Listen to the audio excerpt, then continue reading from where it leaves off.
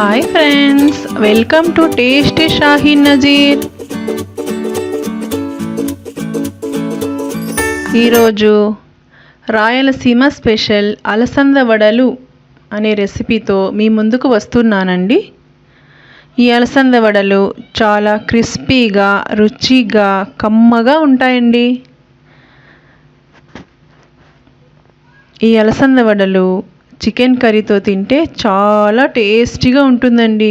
అలసంద బ్యాళ్ళు 1 కిలో తీసుకున్నానండి. ఇవి 2 టైమ్స్ శుభ్రంగా కడిగి 6 అవర్స్ నానబెట్టుకున్నానండి. చూడండి ఎంత బాగా నానేసాయో అలసంద బ్యాళ్ళు.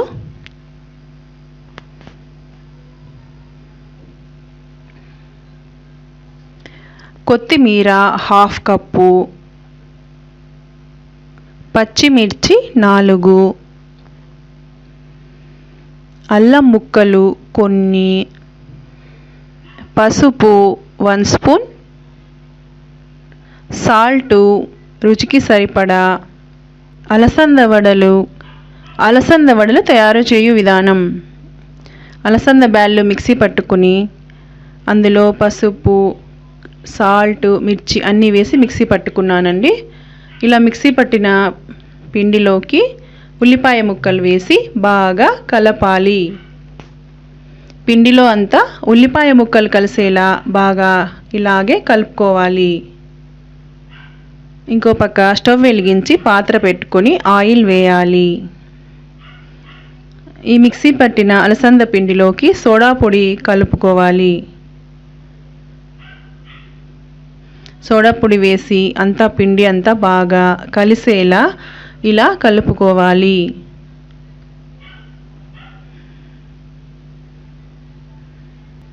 ఇలా పిండి తీసుకుని కవర్ పైన రౌండ్ షేప్లో పెట్టుకుని మధ్యలో హోల్ పెట్టి ఆయిల్లో వేయాలి. మంట మీడియం ఫ్లేమ్లో పెట్టుకోవాలి. ఇలా పిండి కవర్ పైన వేసుకొని రౌండ్ షేప్లో చేసుకుని మధ్యలో హోల్ పెట్టి ఆయిల్లో వేసుకోవాలి. ఇలా వేయడం వలన చూడడానికి అలసంద వడలు చాలా లుక్ ఉంటాయండి. అలాగే తినటానికి కూడా క్రిస్పీగా చాలా టేస్టీగా ఉంటాయండి.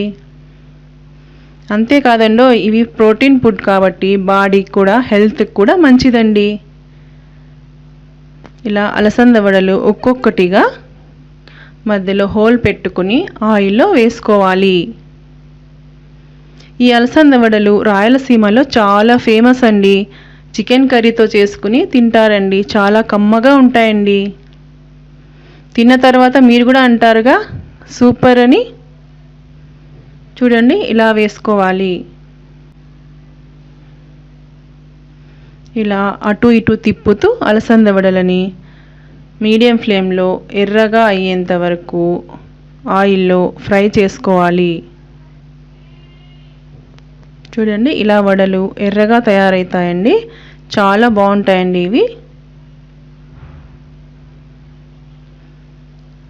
ఇలా తీసుకుని ప్లేట్లో పెట్టుకోవాలి.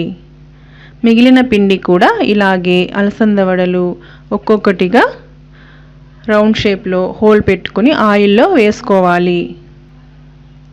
ఈ మంట మీడియం ఫ్లేమ్లోనే ఉండాలండి. చూడండి ఇలా ఎర్రగా వేగేంత వరకు ఆయిల్లో ఫ్రై చేసుకోవాలి.